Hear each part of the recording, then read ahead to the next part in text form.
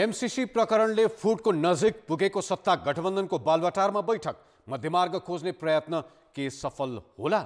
कान्तिपुर समाचारमा आज निर्णायक भनिएको बालवाटार बैठकको अपडेट सहित कांग्रेसभित्र सत्ता साझेदारहरूमाथि उठेका प्रश्न र गठबन्धनको विकल्प खोज्ने पहलबारे सामग्री।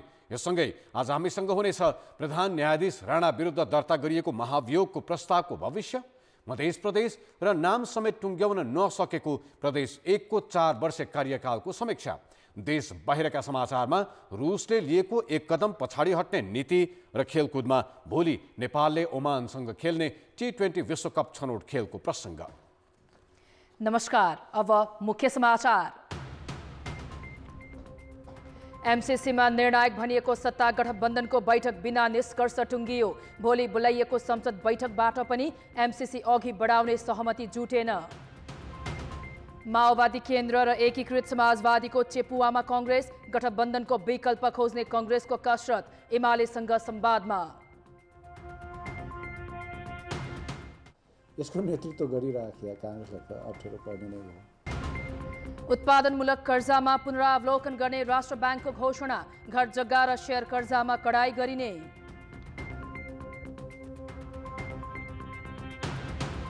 क्राइमिया प्रायद्वीपबाट सेना फिर्ता लाने रुसको घोषणा, रुसी सेनाको उपस्थितिले युरोपको सुरक्षा खलबलिएको, वाशिंगटनको आरोपको जवाफ दिने मस्कोको भनाई।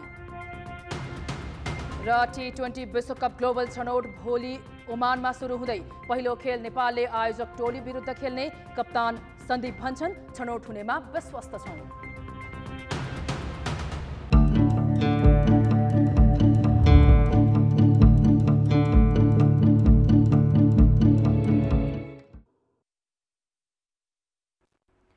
अमेरिकी सहायता परियोजना एमसीसी भोलि पनि संसदमा पेश नहुने भएको छ।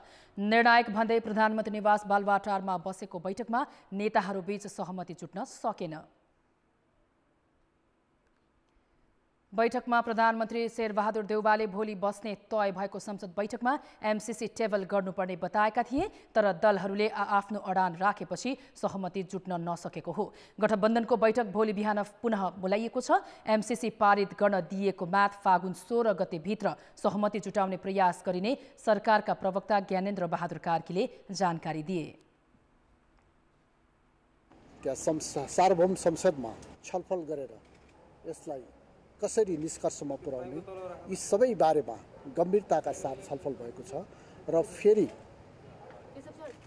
तपाईहरुलाई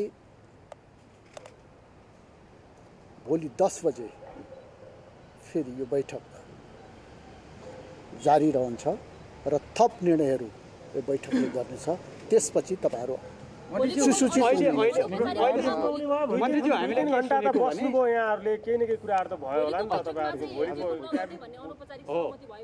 आइराछ के हो खास 8 गतेसम्मलाई चाहिँ यसलाई चाहिँ थाती राख्ने भन्ने कुरा आइराखेको छ। एउटा भने प्रश्न बताइदिनु। एउटा कुरा के बुझ्नु जरुरी छ भनेदेखि हामी 5 दल छौं, त्यसमा पनि 4 दल हामी सरकारमा छौं र हाम्रा आफ्ना आफ्ना मूल्य छन्, मान्यता छन्, आफ्ना विचारहरू छन् र सबै किसिमका विचारहरू प्रकट भएका छन् र ती माथि अब 3 घण्टा भनिहाल्नुभयो, 3 घण्टा हरेक विषयमा छलफल भएका छन् र यसलाई सहमतिका साथ एउटा निष्कर्षमा पुर्याउनका निमित्त भोलि फेरि बैठक बस्नेछ र तपाईहरुलाई त्यसपछि अरु कुराहरु जानकारी हुने नै छ। माओवादी केन्द्र र एकीकृत समाजवादीका नेताहरू सकभर एमसीसी पर धकेल्ने र गठबन्धन पनि जोगाउन प्रयास गरिरहेका छन्। गठबन्धनको बैठक बस्नु अघि आज प्रधानमन्त्री देउवा र माओवादी केन्द्रका अध्यक्ष पुष्पकमल दाहाल बीच छलफल भएको थियो।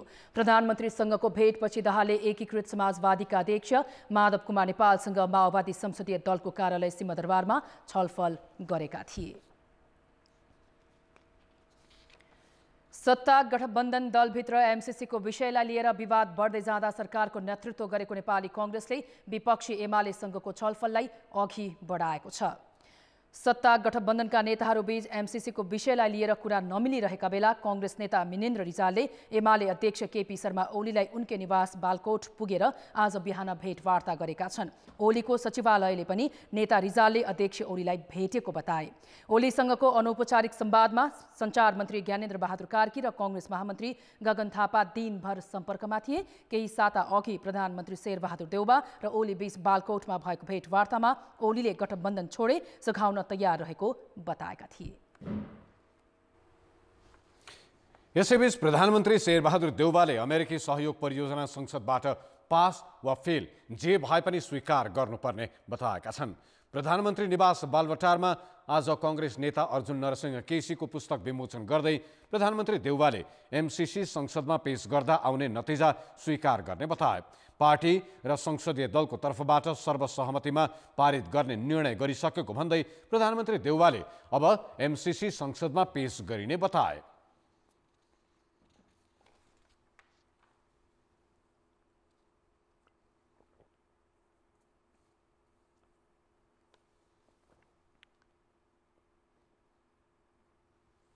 अब त्यो एमसीसी पास गराउने हामी निर्णय एकमतले निर्णय गरेका हौँ। त्यसमा लागिरहेका छौँ। फेरि पनि हुनसक्छ, फेरि पनि हुनसक्छ, पास पनि हुनसक्छ, थाहा छैन। तर राष्ट्रको हितमा छ भन्ने कुरामा हो, सत्य कुरा हो, यो हामीले भन्नुपर्छ, यो त्यही हो।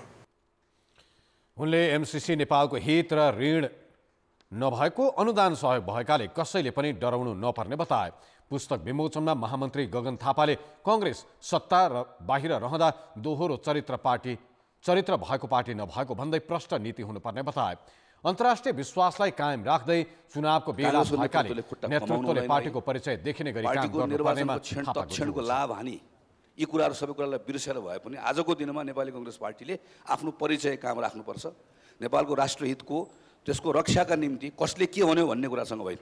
कतिपय विषयहरूका सन्दर्भ अरू जस्तो हामी चाहिँ सरकारमा बस्दा एउटा, बाहिर बस्दा एउटा, बिहान एउटा, बेलुका एउटा, बालवाटारमा एउटा, खुमलटारमा अर्को।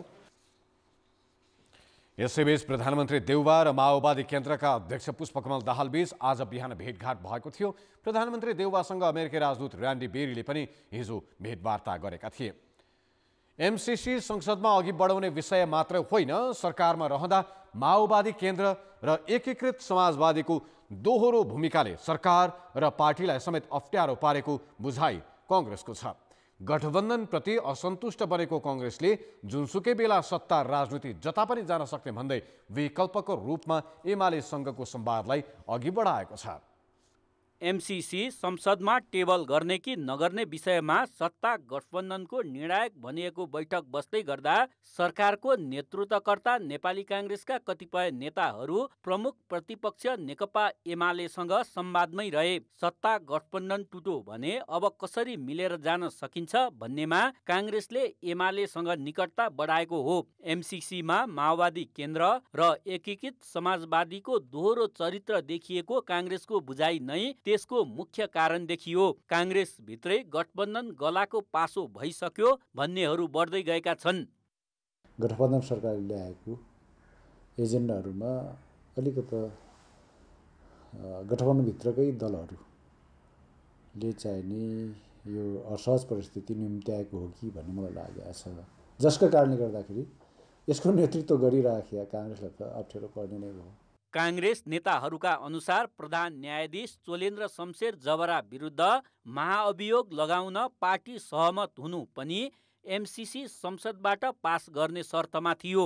माओवादी केन्द्रका अध्यक्ष पुष्पकमल दाहाल र एकीकृत समाजवादीका अध्यक्ष माधव कुमार नेपालकै जोड बलमा महाअभियोग दर्ता गरिएको तर अहिले पछि हट्न खोजेको कांग्रेसको दाबी छ। त्यसलाई दोहोरो भूमिका भन्दै कांग्रेस असन्तुष्ट बनेको हो।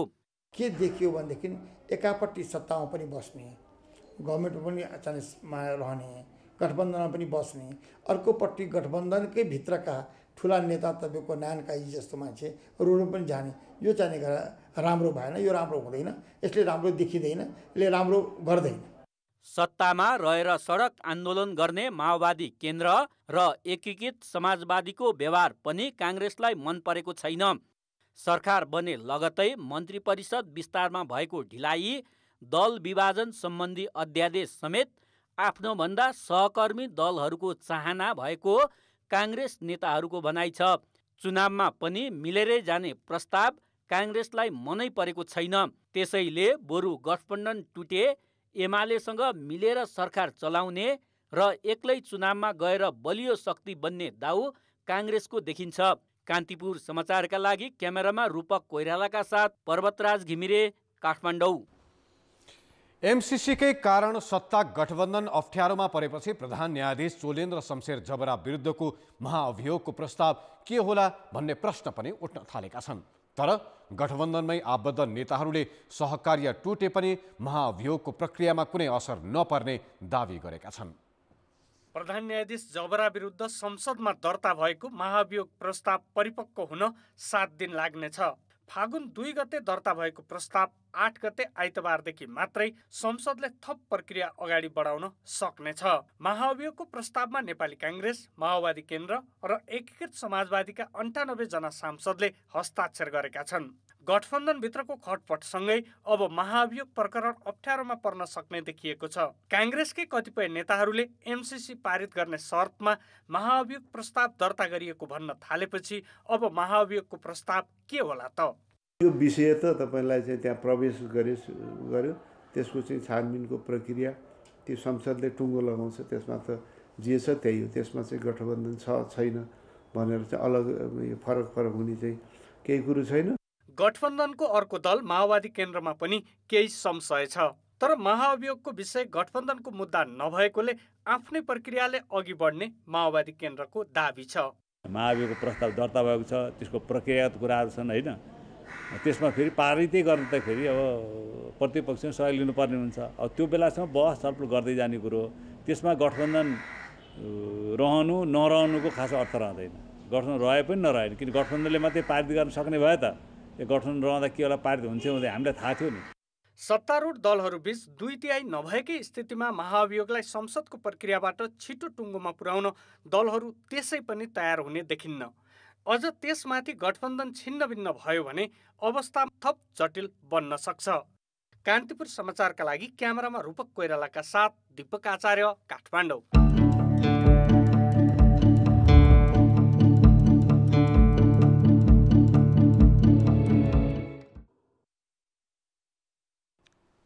ब्रेकपछि स्वागत छ। निर्वाचन आयोगले स्थानीय तह निर्वाचन प्रयोजनका लागि आजदेखि दल दर्ता सुरु गरेको छ। आयोगले आगामी वैशाख 30 मा हुने स्थानीय तहको निर्वाचनका लागि दल दर्ता प्रक्रिया सुरु गरेको हो। स्थानीय चुनावमा भाग लिन चाहने दलहरूले फागुन 15 गतेभित्र दर्ताका लागि निवेदन दिनुपर्नेछ। यसअघि निर्वाचन आयोगमा दर्ता भएका दलहरूले पनि स्थानीय निर्वाचन प्रयोजनका लागि छुट्टै दर्ता गर्नुपर्नेछ। निर्वाचन घोषणा भइसकेकाले सरकारको थप आदेश नआएसम्म आफ्नो तयारी निरन्तर रहने आयोगको भनाइ छ। जनता समाजवादी पार्टीका नेता लालबाबु राउत नेतृत्वको मध्य प्रदेश सरकारले 4 वर्षमा राजनीतिक उतार चढाव बेहोरे पनि स्थिर नेतृत्वको लाभ लिन सक्यो। तर जनताले चाहे जस्तो काम नहुँदा राउत नेतृत्वको सरकारलाई मधेस आन्दोलनकै मुद्दा बिर्सिएको आरोप छ। संघीयताको अभ्यासमा खरो देखिन खोजेको मधेस सरकार टुक्रे योजना र अनियमितताका चाङमा आलोचना मुक्त पनि रहन सकेन। दलीय दाउपेच र टुटफुटले अन्य 5 प्रदेशमा सरकार फेरबदल भइरहँदा सुदूरपश्चिम र मध्य प्रदेशमा सुरुदेखि एउटै सरकार छ। सत्ता सहयात्री दल र मन्त्री फेरिए पनि मधेस आन्दोलनबाट उदाएको समाजवादी पार्टीका नेता लालबाबु राउत 4 वर्षदेखि मध्य प्रदेशको सरकारको नेतृत्वमा छन्। भारतीय प्रधानमन्त्री नरेन्द्र मोदी र उत्तर प्रदेशका मुख्यमन्त्री योगी आदित्यनाथको जनकपुर भ्रमण, प्रदेशको नामाकरण र स्थायी राजधानी तोकिएको विषय आदिलाई सरकारले उपलब्धिको पहिलो सूचीमा राखेको छ। स्वास्थ्य विज्ञान प्रतिष्ठानमा अहिले चाहिँ तपाईँ बुकमा पाउनुहुनेछ कि त्यसमा चाहिँ हामीले कतिसम्म हामी गरेका छौँ, त्यो अहिले गठन भएर त्यहाँ पढाइ पनि अहिले चाहिँ 4वटा फ्याकल्टीको सुरु भइसकेका छ। भन्दाखेरि कृषि विश्वविद्यालय एनबाट नै ल्याएर त्यहाँ चाहिँ भिसी समेतको नियुक्ति भइसकेको छ भने विज्ञान तथा प्रविधि विश्वविद्यालय एन बनिसकेको छ र निकट भविष्यमै त्यसको चाहिँ अनि गठन भएर जाने चाहिँ प्रक्रिया छ। प्रदेशसभामा उठेका कुराहरूलाई सम्बोधन गर्न सकिरहेको छैन, यसमा सरकारलाई असफलता नै देखिएको छ। सरकारले प्रदेशमा समृद्धिको आधार निर्माण गरेको जिकिर गरे पनि 4 वर्षमा दीर्घकालीन प्रभाव राख्ने कुनै पनि योजना ल्याउन नसकेको आरोप छ। सबैभन्दा बढी जनघनत्व रहेको यस प्रदेशमा 18% दलितको बसोबास छ। जनसङ्ख्याको 24% मानिस बहुआयामी गरिबीको रेखा मुनि छन्। नागरिकको जीविकोपार्जन र आय स्तर सुधारमा प्रत्यक्ष प्रभाव राख्ने योजना र कार्यक्रम कुनै पनि बजेटमा समेटिएन। स्वास्थ्य र शिक्षाको दयनीय अवस्था रहेको मधेसमा मानव विकासका सूचकाङ्कमा कुनै उल्लेखनीय सुधार भएको छैन। पहुँचको आधारमा बजेट बाँड्नेदेखि रकमान्तरणसम्मको आर्थिक अनुशासनहीनता बढेको महालेखाको प्रतिवेदनले ओल्याएको छ। एलोकेसनको बजेटको एलोकेसनको ठुल्ठुला योजनाहरू जसले आउटकम दिन्छ हैन, आउटपुट दिन्छ, त्यस्ता लगानीमा अब जुट्नुपर्छ। प्रदेश सरकारले अहिलेसम्म एउटै काम गरेछ, त्यो आफ्नो कार्यकर्ता पालन पोषण। पिपुलको आवश्यकता के हो कहिले ध्यानै दिएका छैनन्। यस आर्थिक वर्षको 7 महिनामा पुँजीगत खर्च 12.5% पनि नाघेको छैन। सरकार बजेट कार्यान्वयनमा कमजोर देखिएको छ भने लोकप्रिय कार्यक्रम नै विवादित बने। बेटी बचाऊ बेटी पढाऊ स्वच्छता अभियान लगायतका कार्यक्रममा अनियमितता भएको भन्दै अख्तियारले छानबिन गरिरहेको छ। संवेदनशील मानिएको चुरे संरक्षणमा सरकारी ध्यानै गएन।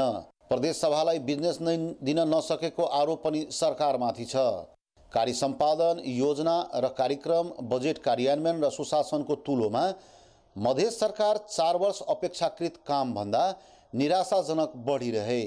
विभिन्न आयोग गठन भएको छ, कर्मचारी अभावमा काम गर्न पाएको छैन। छानबिन समिति गठन गरिन्छ, प्रतिवेदन सार्वजनिक हुँदैन। यस्ता समस्याहरू यथावत नै छ। कान्तिपुर समाचारका लागि क्यामेरामा ब्रिकेश यादवका साथ अनिल मिश्र, जनकपुर धाम, धनुषा। प्रदेश 1 मा 4 वर्षमा 3वटा सरकार फेरिए।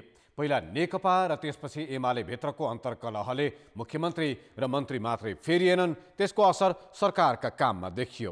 6वटा प्रदेशले नाम र राजधानीको टुङ्गो लगाइसक्दा प्रदेश 1 पहिलो कार्यकालको अन्तिमतिर पुग्दा पनि नामविहीन छ। विराटनगरबाट हाम्रा सहकर्मी महाप्रसाद खतिवडाले गएको 4 वर्षमा बनेका 3 सरकारले के गरे समीक्षा गरेका छन्।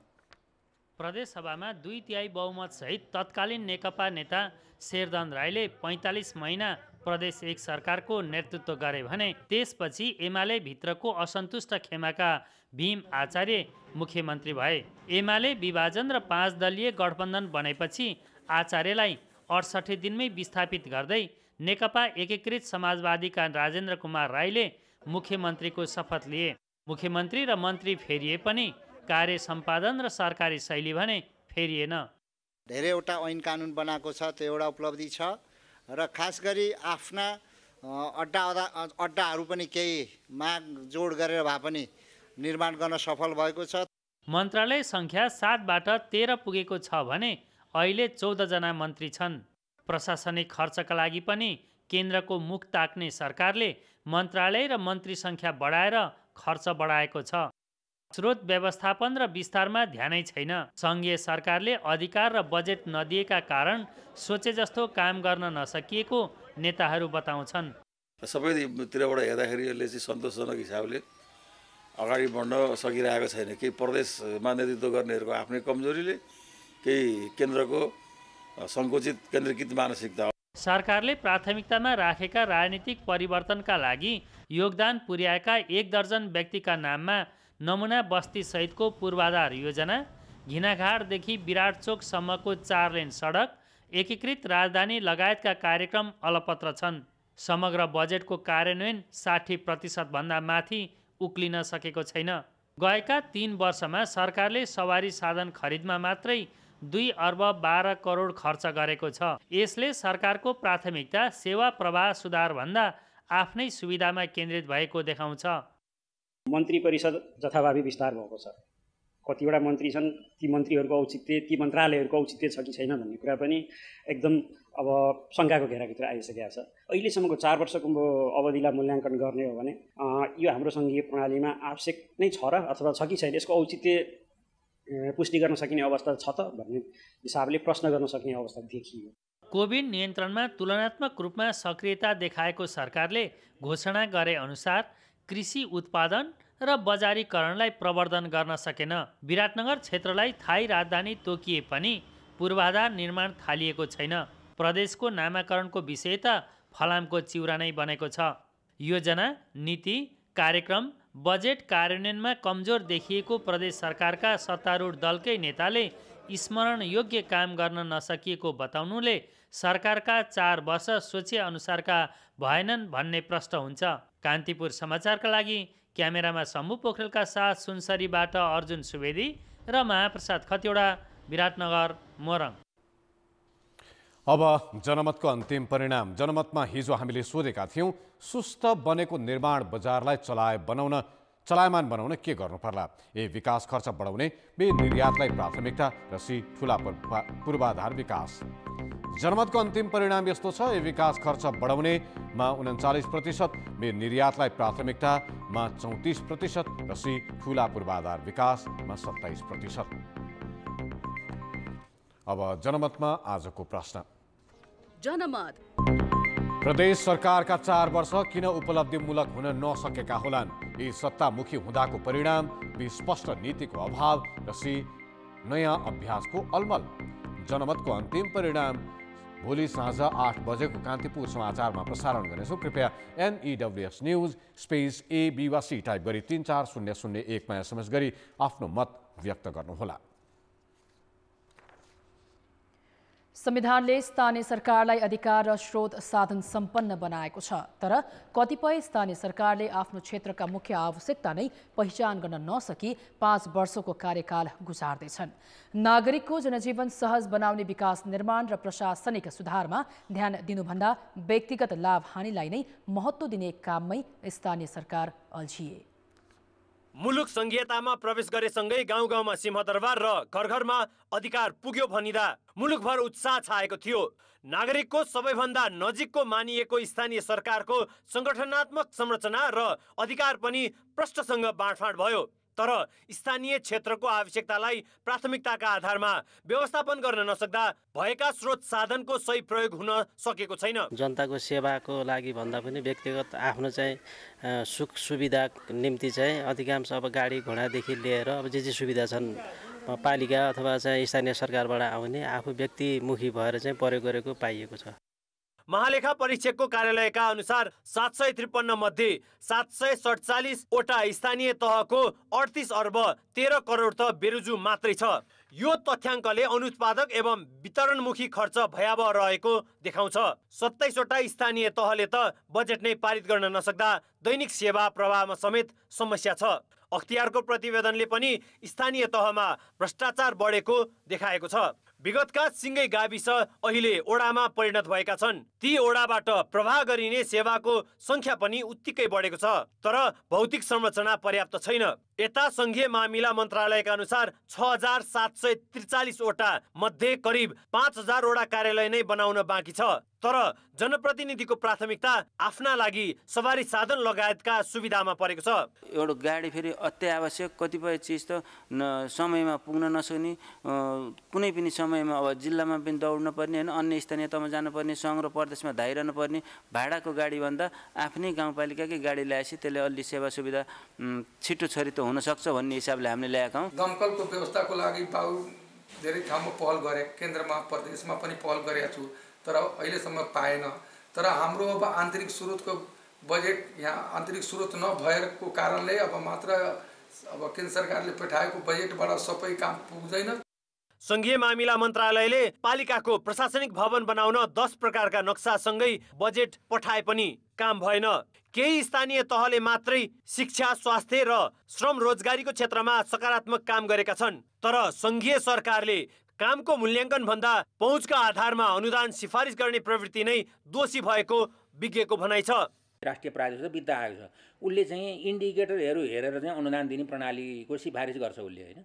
अब जस्तो चाहिँ मानव विकास सूचकाङ्कको आधारमा उसले बजेट चाहिँ निर्धारण गरेर सिफारिस गरेका छ भने अनि त्यो मानव विकास सूचकाङ्क कमजोर भएको ठाउँमा उसले बजेट सिफारिस गरेर देखाएको छ। पालिकाले पनि मानव विकास सूचकाङ्कलाई चाहिँ राम्रो गर्न भनेर चाहिँ त्यो बजेट त प्रयोग गर्नु पऱ्यो नि। उनीहरूले त्यो क्षमता नभएर हो, नबुझेर हो, त्यो धेरै गरिरहेको चाहिँ देख्दिनँ मैले होइन। त्यो कुरा उनीहरूले एकदमै तपाईँले भन्नुभयो त्यो सुधार गर्नै पर्ने कुरा छ। घर दैलोमै पुगेको सरकारले पनि आफू अनुकूल स्रोत उपभोग गर्ने र नागरिक प्रति जवाफदेही नहुने संघीय सरकारकै प्रवृत्ति दोहोर्याएको छ।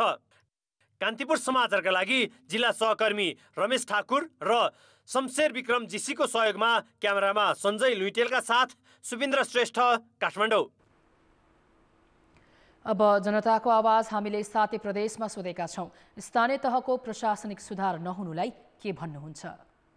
जनताको आवाज। पुरानै कर्मचारीको भरमा चल्नाले प्रशासन सुधार नभएको देखिएको छ। उनीहरुमा विज्ञताको कमी भएको हुनाले नै प्रशासनिक सुधारमा ह्रास। आफ्नो नजिकका संघ संगठनका नातेदार फन्डका राखेर आफै जनप्रतिनिधि सुधार हुन सक्दैन, त्यो प्रशासन कसरी सुधार हुन सक्छ? जनप्रतिनिधिहरूको ध्यान चाहिँ भौतिक पूर्वाधारतिर चाहिँ धेरै गयो, कार्यालयको सेवा प्रवाहतिर चाहिँ कम भएको कारणले गर्दाखेरि मेरो भागमा यति मेरो भागमा यति भनेर चाहिँ प्रशासनलाई चाहिँ हामी राजनीतिकरण गर्न खोज्छौँ। कर्मचारीज्यूहरूको पनि विज्ञताको कमी देखिन्छ। आफ्नो मान्छेहरू राख्ने चलचल बेसी बढेको कारणले गर्दाखेरि नेताहरूले आफ्नो नाता गोतालाई चाहिँ आफ्नो ठाउँमा कर्मचारी भर्ना गरेर ल्याएको कारण ब्युरोक्रेसीमा हाम्रो परम्परागत जुन प्रवृत्ति छ त्यसलाई हामीले चेन्ज गर्न रूपान्तरण गर्नु। नेताहरूले चाहिँ सबै आफ्नै आफन्तहरूलाई चाहिँ नातावादको हिसाबले भर्ना गरेका छन्। जनप्रतिनिधिहरूको चाहिँ प्राथमिकता चाहिँ कार्यालयको चाहिँ सेवा प्रवाह भन्दा पनि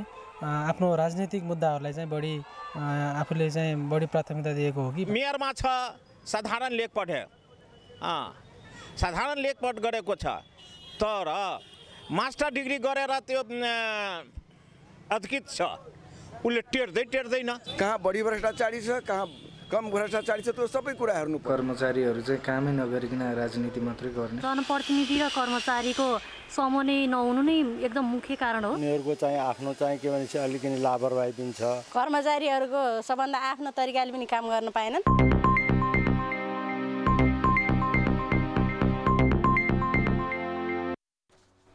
राष्ट्रिय गौरवको आयोजना गौतम बुद्ध अन्तर्राष्ट्रिय विमानस्थलबाट आगामी जेठ 2 गते बुद्ध पूर्णिमाका दिनदेखि व्यावसायिक उडान हुने भएको छ। विमानस्थलमा भोलिदेखि क्यालिब्रेसन फ्लाइट हुनेछ। क्यालिब्रेसन फ्लाइटका लागि थाइल्यान्डबाट एरो थाईको जहाज आज नेपाल आइपुगेको छ। 10 दिनसम्म दैनिक 6 देखि 7 घण्टा क्यालिब्रेसन उडान हुने नागरिक उड्डयन प्राधिकरणले जनाएको छ। त्यसपछि परीक्षण उडान हुनेछ।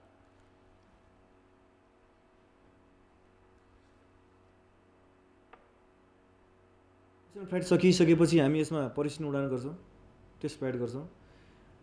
अनि यो विमानस्थल चलाउनको लागि operation readiness airport transfer committee त्यहाँ गौतम बुद्ध विमानस्थलको महाप्रबन्धकको संयोजकत्वमा पोखरा विमानस्थल जुन निकट भविष्यमा फेरि तुरुन्तै सञ्चालनमा आउँदैछ त्यसका पनि अब कार्यालय प्रमुखलाई उपसंयोजक सहसंयोजक राखेर हामीले विषयवस्तुका एक्सपर्टहरू विभागीय प्रमुखहरू राखेर एउटा कमिटी गठन गरेको छ। उहाँहरूले हामीले टार्गेट डेट दिएको छ भने अब आउने बुद्ध पूर्णिमादेखि यो विमानस्थलबाट व्यावसायिक उडान सुरु हुनुपर्छ। अर्थ र विकास।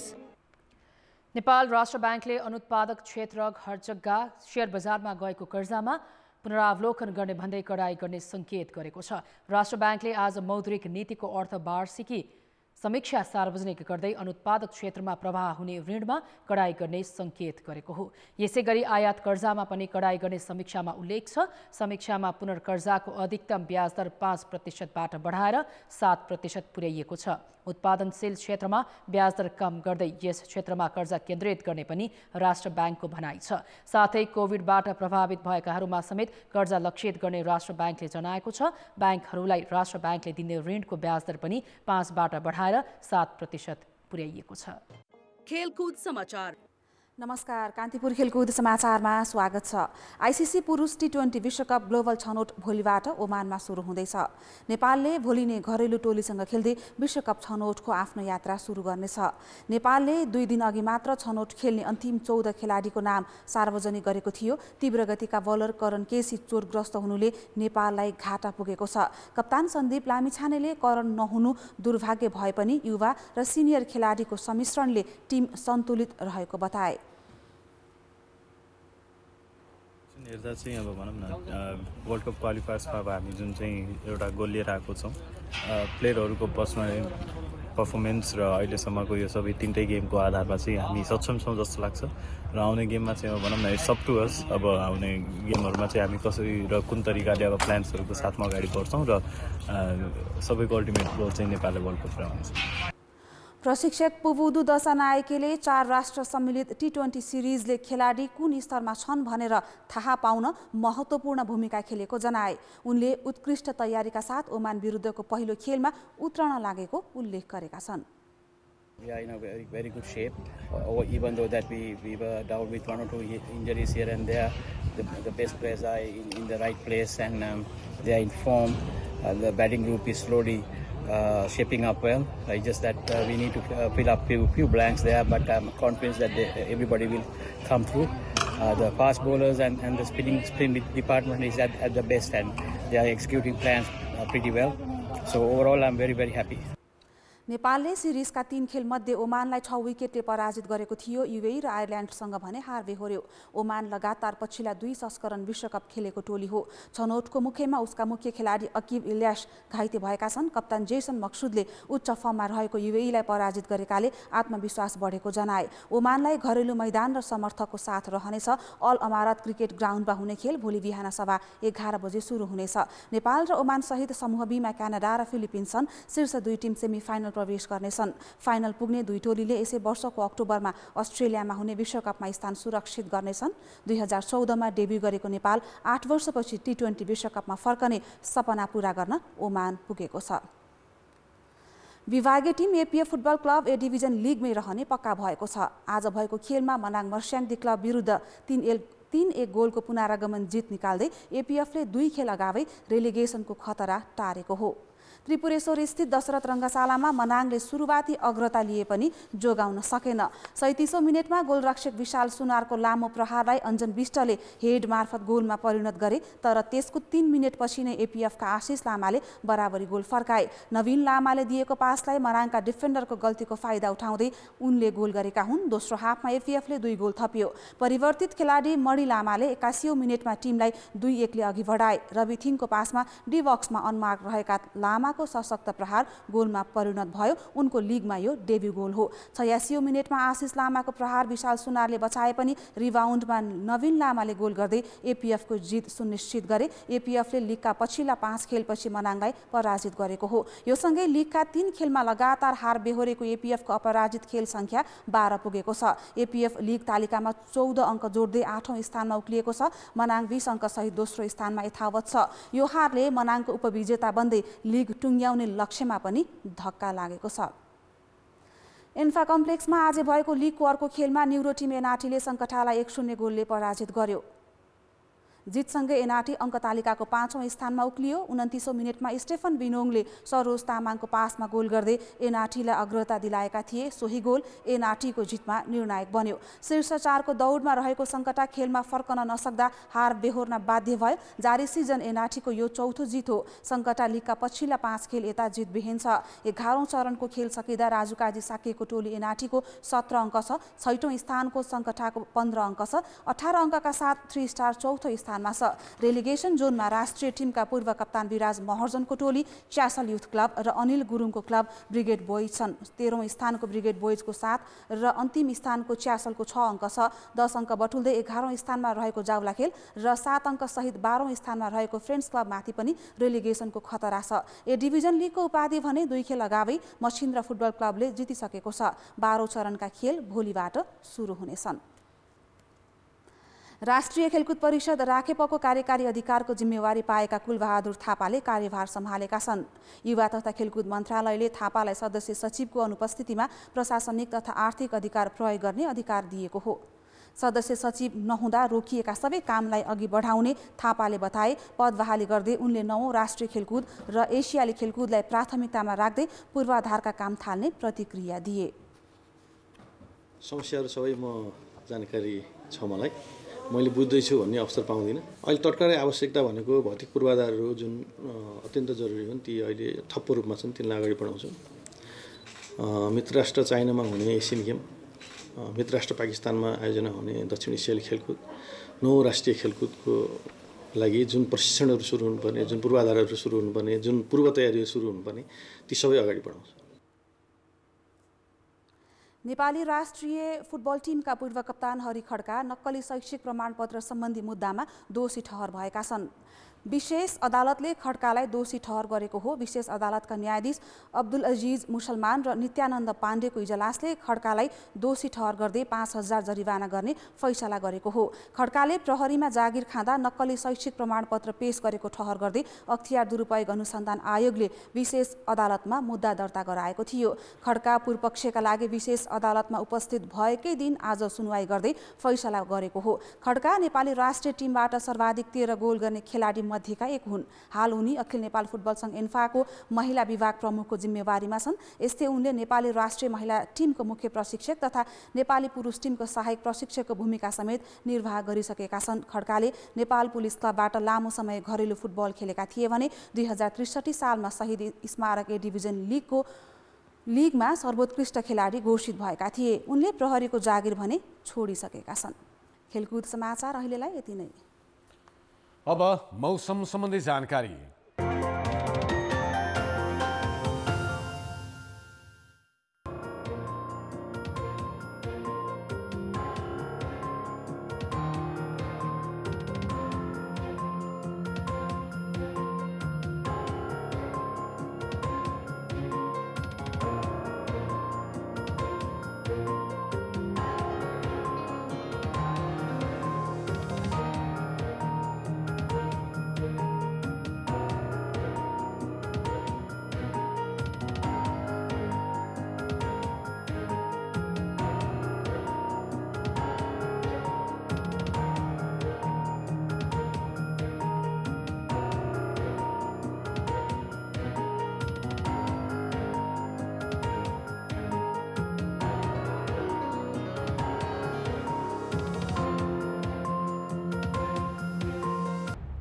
कान्तिपुर समाचार अहिलेलाई सकियो। हाम्रो अर्को समाचार बुलेटिन भरे राति 10:30 बजे अङ्ग्रेजी भाषामा र 11 बजे नेपाली भाषामा हुनेछ।